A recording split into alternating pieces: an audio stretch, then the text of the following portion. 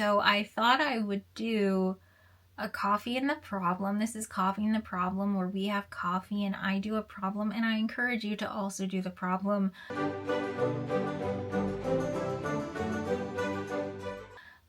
But for this specific episode of Coffee and the Problem, I thought I would do like a how to solve a physics problem. You know, in case the Department of Education got shut down and we all become responsible for our own education and the education of our children, that would be crazy. It would be crazy if that happened.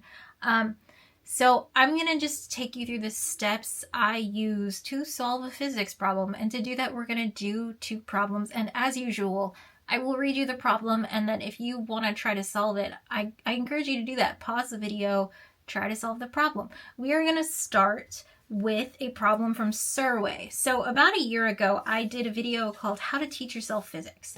And I said, if you want to be better than the majority of physicists at physics, you should take this book and just spend a year on it.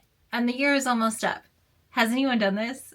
I would love to be responsible for someone just like completely teaching themselves physics. Wait, this is the wrong book. I recommended this book with the Quantum and Modern Physics add-on. But yeah, has anyone done it?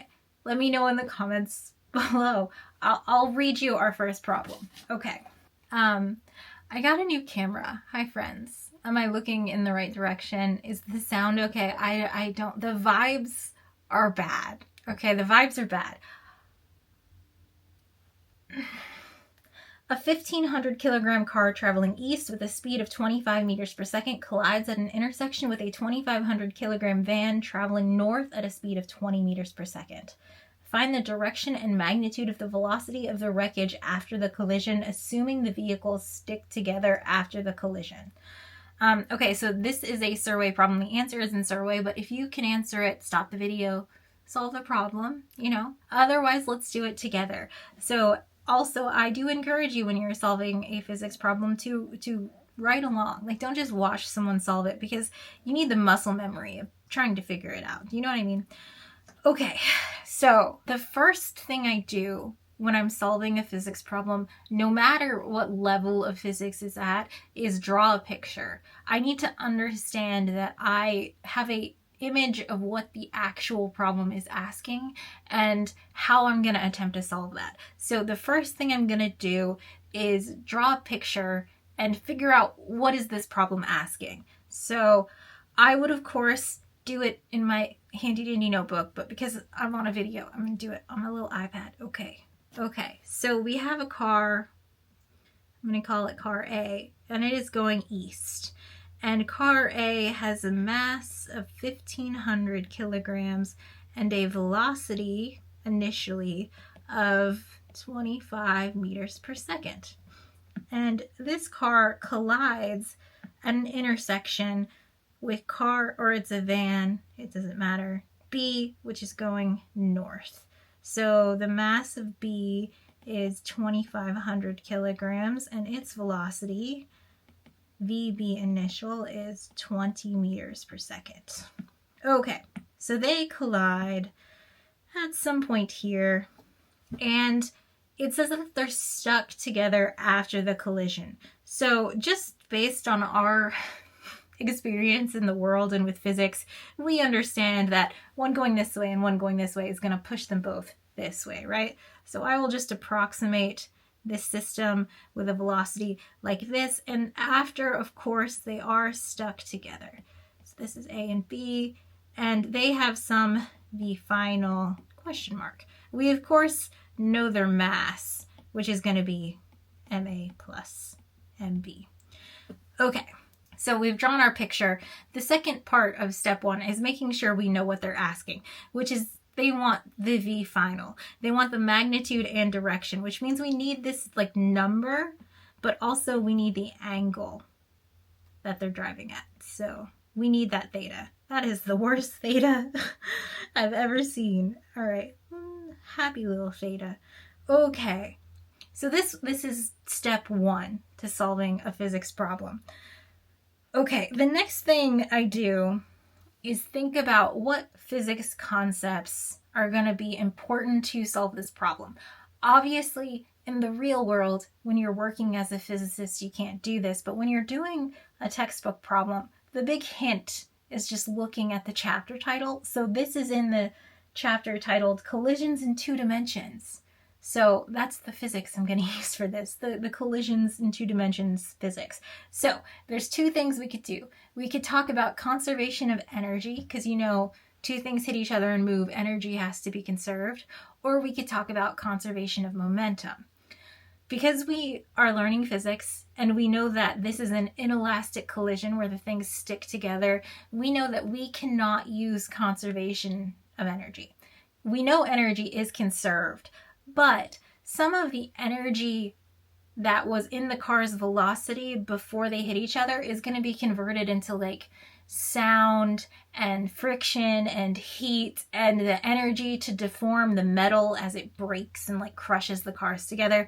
We can't calculate that with our simple like physics 101, right? So instead, we will have to use conservation of momentum. And we know that the momentum before the collision, so the initial momentum, has to be equal to the sum of the final momentum. And we can use this equation to solve this problem because we know that momentum is just mass times velocity. Okay. The other thing I do in this step, we found the physics concept. I want to set a coordinate system for my little diagram so I know how to use the equation that I'm going to use. So this is a two-dimensional problem. I'm going to use Cartesian coordinates and I'm going to set my coordinate system as this being the x direction. So the car going east is going in the positive x direction and this being the y direction. So the car going north is going in the positive y direction. Okay, so this is step 1 and 2. We have set up our problem. We know what we're solving for. We know what equation we're going to use. Step 3 is just like calculate. We're just going to calculate. Okay, I'm going to scroll up because I need more room to write. Great. But you have your picture because I asked you to write it down so that you could follow the problem. So you know what we're doing. Okay, so let's start in the x direction. This equation is true, but also we can separate this further into the x and y coordinates. So the initial momentum in the x direction has to be equal to the initial momentum. No, the initial momentum in the x direction has to be equal to the final momentum in the x direction. So let's just do that. Before the collision, we have this car moving in the positive x direction. So we have the mass of A times the initial velocity of A plus B is moving north. It's moving in the positive y direction. So there is no component of momentum for B in that direction. So 0, that's a 0, great. And it is going to equal the total mass of the stuck together cars in the after collision times the final velocity of that object in the x direction.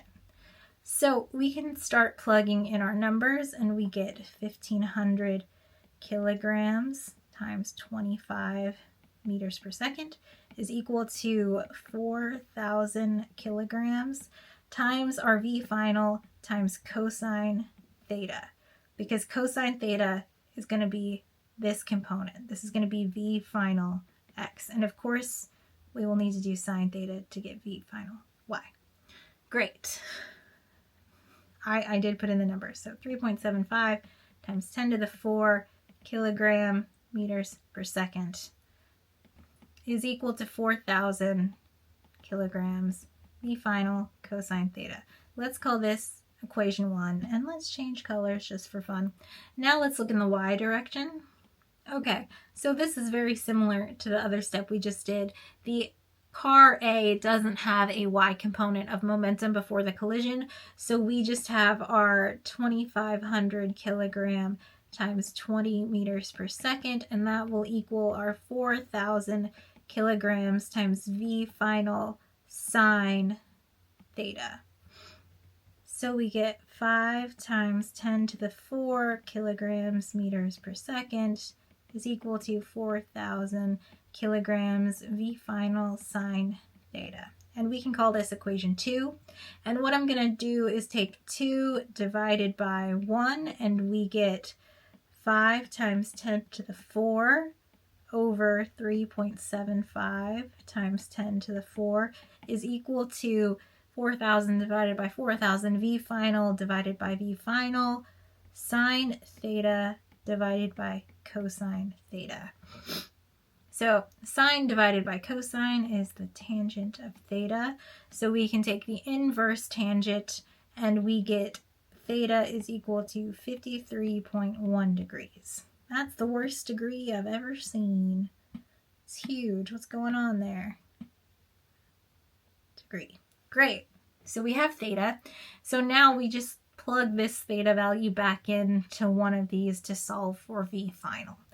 5 times 10 to the 4 kilograms meters per second is equal to 4,000 kilograms V final sine of 53.1, and that gives us a V final of 15.6 meters per second.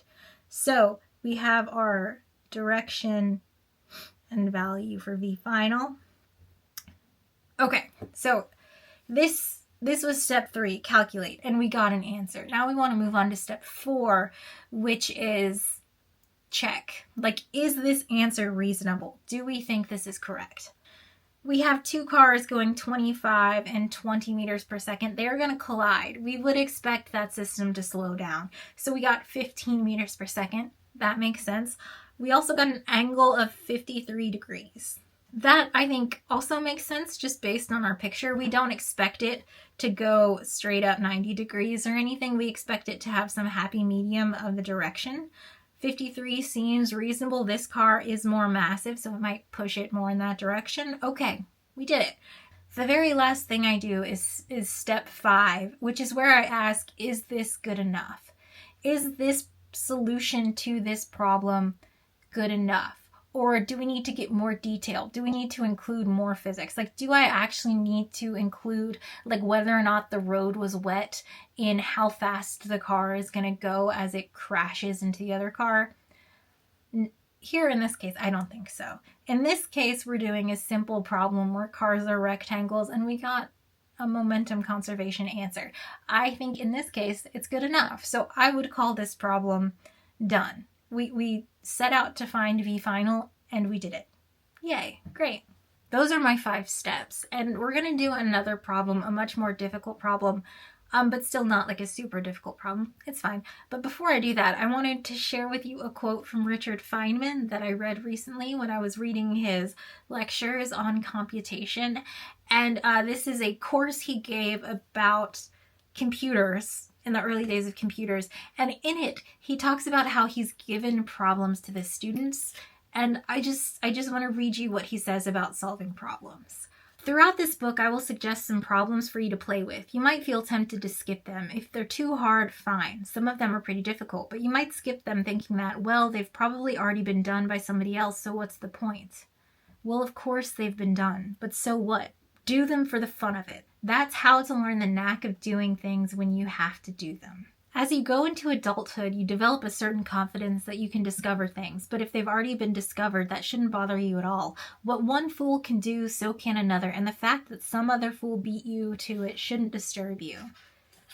You should get a kick out of having discovered something. Most of the problems I give you in this book have been worked over many times, and many ingenious solutions have been devised for them. But if you keep proving stuff that others have done, getting confidence, increasing the complexities of your solutions for the fun of it, then one day you'll turn around and discover that nobody actually did that one. And that's the way to become, he said computer scientist because that's his class, but I'm going to say physicist. And I really like this. I have always on this channel talked about the importance of solving problems. I've talked about the importance of starting at the beginning with kinematics. In that whole video I did on how to teach yourself physics, I talked a lot about how people just want to do like the really advanced stuff. They want to skip to doing a gravitation book when the fun of it is learning it from the ground up. And you can't jump to the end and try to solve those problems because you need this background of solving these super, like, you might even say that problem we just did is simple. It's easy. You could just do that. You don't even have to practice it, but you really do. You actually have to practice it in order to move on, in order to have that ground layer understanding.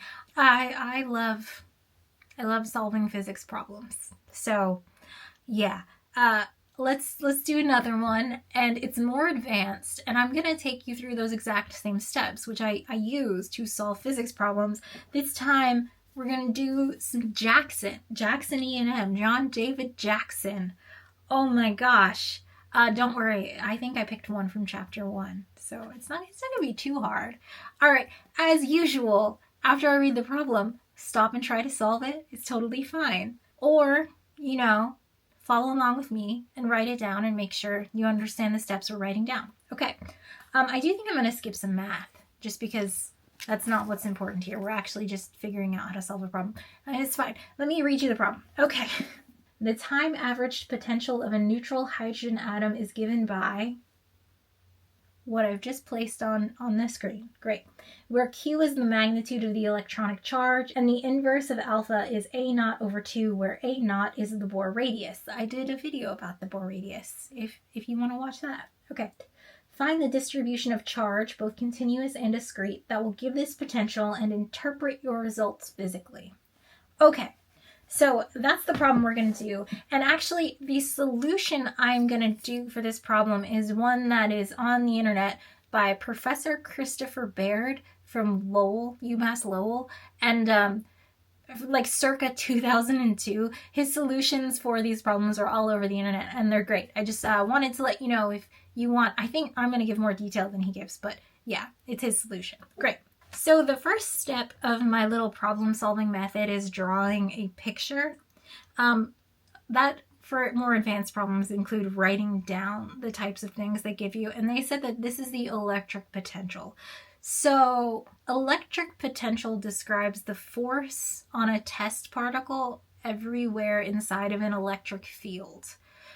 Imagine a gravitational potential, which is really similar. Like if you have a ball sitting on a hill, the gravitational potential tells you how that particle will move. It will roll down the hill. Similarly, for an electric field, it tells you about how particles will move in that field.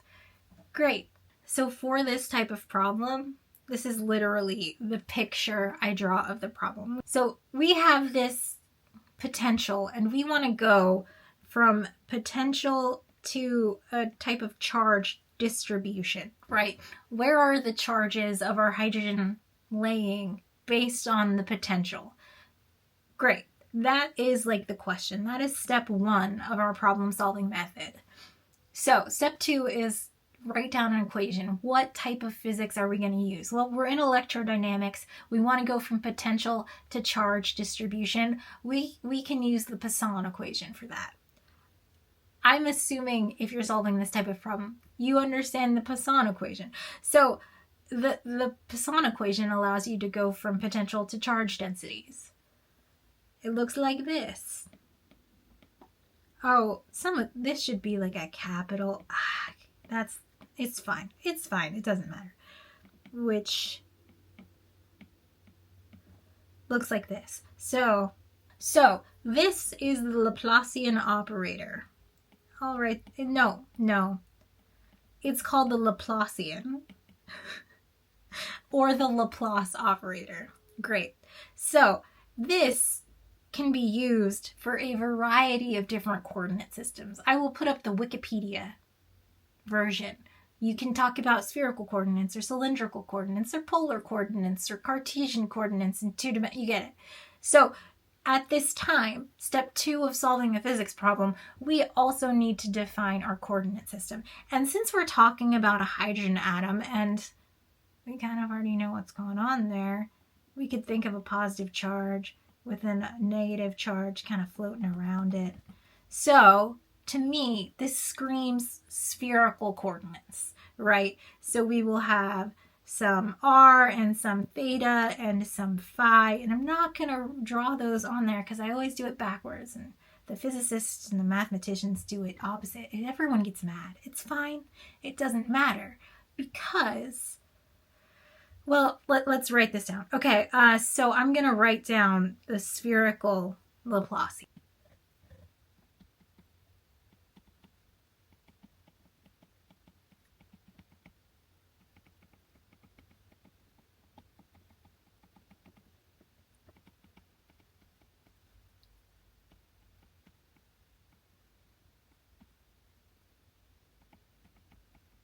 So this is what our equation has turned into. We can go from potential to charge distribution and answer the question, solve the problem.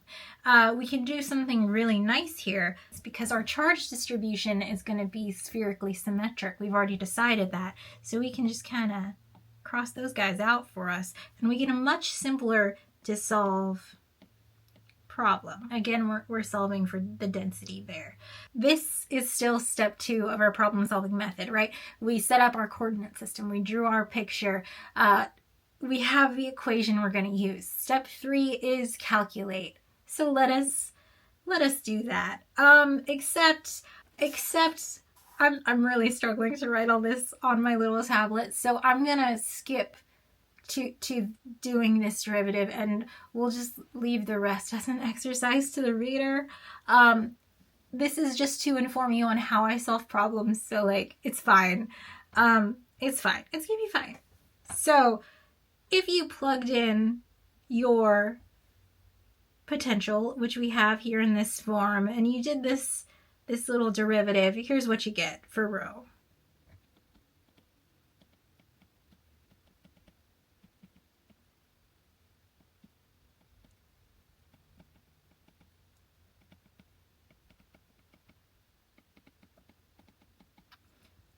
So this is just, you plug it into Wolfram Alpha, you do the derivative, whatever, you do it by hand, it's fine. You get this. That's our calculate step, right? We have an answer. Step 4 to solving a physics problem is asking, is this reasonable? Is this a good solution to our problem? We have this charge density doesn't make sense for our hydrogen atom. No, it doesn't. And that's because at r equals 0, it goes to infinity, right? You can't do this derivative at r equals 0. So you have to do something else. So let's talk about 2 specific cases of this problem. Let's start with the r is about 0 case. Not about like in the math sense, but when it's like about. You get it. Okay, we have our big long thing.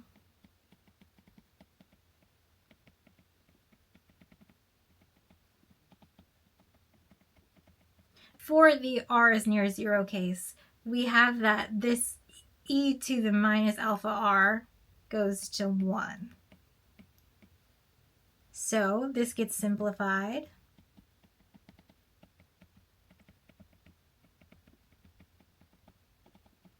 And here we are going to use a function that we of course learned in physics class.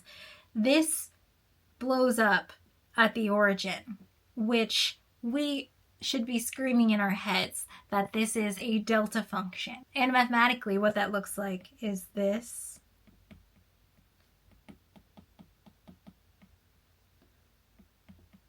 So we have a delta function. And what a delta function means is that at one value, and in this case at r equals 0, we blow up, and everywhere else this is 0. The delta function is a nice little peak. You've seen it. You know. Okay, so for this case where r equals 0, we get here.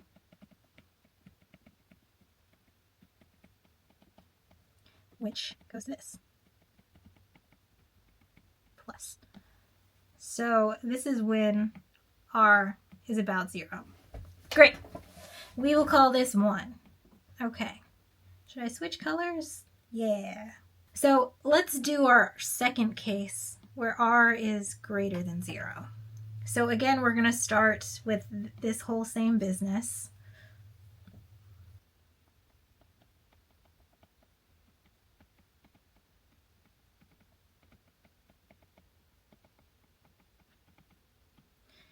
And we know that when r is not 0, this whole term is going to go to 0.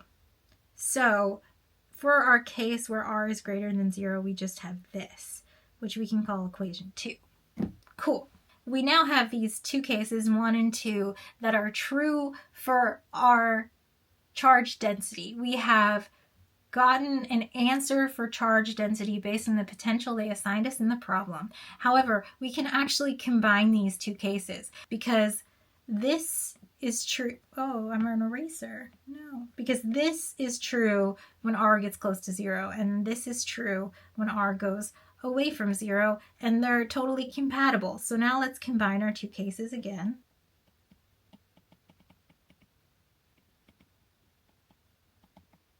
Okay, this is our answer. So when I said step 3, is it step 3? Calculate. This is the answer. This is the charge density we got for the hydrogen atom based on the potential they gave us. Hopefully we're all following. I tried to choose a simple problem where the math doesn't matter. Okay, so step 4 is to ask, is this reasonable? Does this charge density make sense for the problem we're solving? So let's think about it. So what this equation is saying is that at the origin, when we are at r equals 0, we have 1 positive charge, 1 Q worth of charge. So that's like a little proton, okay?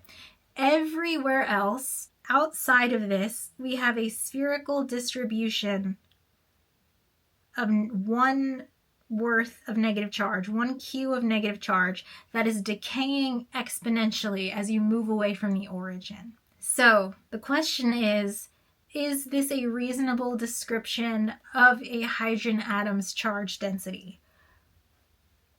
No, right? Because we did a bunch of classical mechanics and we did not do any quantum. And the hydrogen atom's a very quantum thing. So we got an answer.